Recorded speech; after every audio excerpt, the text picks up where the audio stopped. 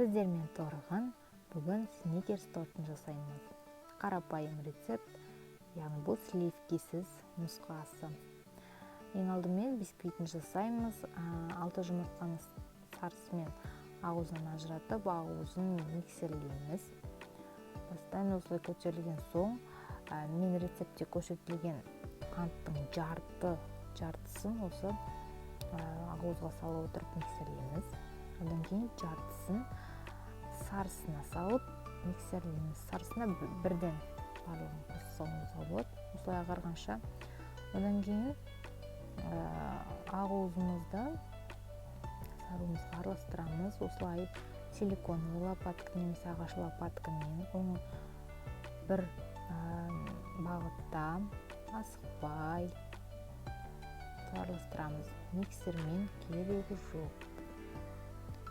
Енді ұнын қосамыз. Ұн мен какаоны араластырып, оған ұн қосқыш қосып араластырып аламыз да илегіштен өткізіп отырып, осылай 1-2 қасықтан қосамыз.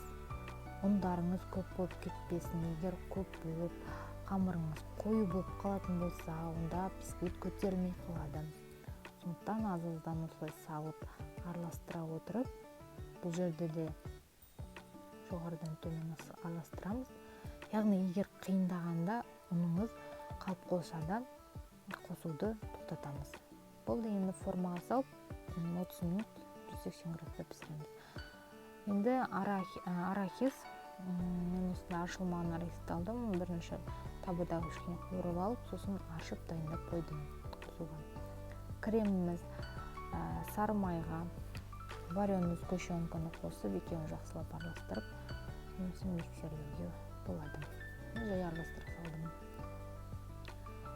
Енді барлығы дайын. Тортымызды құрастырамыз. Піскен бисквитімізді осылай жан-жағын пышақпен ажыратып аламын.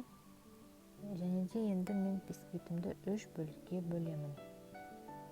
Бірінші шет-шетін жақсылап кесіп аламыз, одан кейін ортасына дейін жеткіземіз.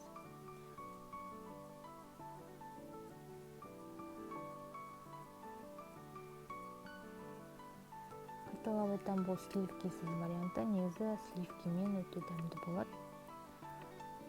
Бірақ бұл да жаман емес. Енді бір бисквитімізді қойып, оған пропитка жағамыз. Менде ол сүт. Одан кейін кремімізді жағамыз. Креміміздің жартысын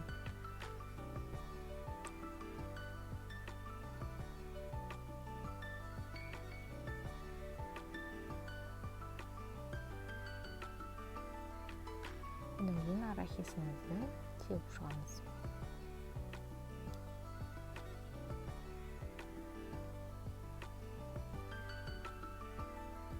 Екінші бисквитімізді қоямыз. Кремімізді жағамыз. Және тағы да арахисімізді қоямыз.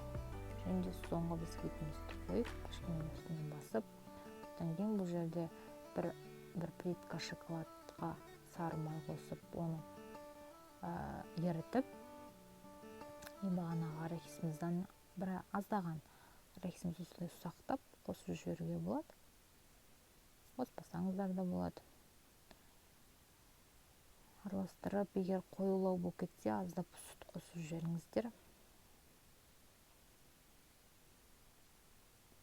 Сосын тортымыздың сыртына жағып шығамыз. Болды.